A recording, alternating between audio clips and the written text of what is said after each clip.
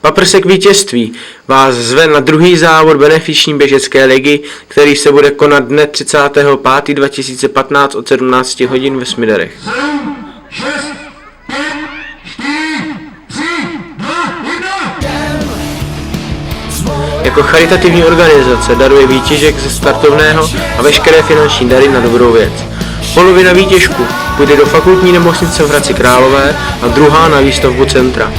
Pomáhejte s námi pomáhat. Každý, kdo poběží, přispěje na dobrou věc. Více o běžecké lize se můžete dozvědět na našich webových stránkách www.paprsekvítězství.cz. Nebuďme lhostejní vůči lidem, kteří potřebují naši pomoc. Někdy ji budeme potřebovat také třeba my. Děkujeme za podporu.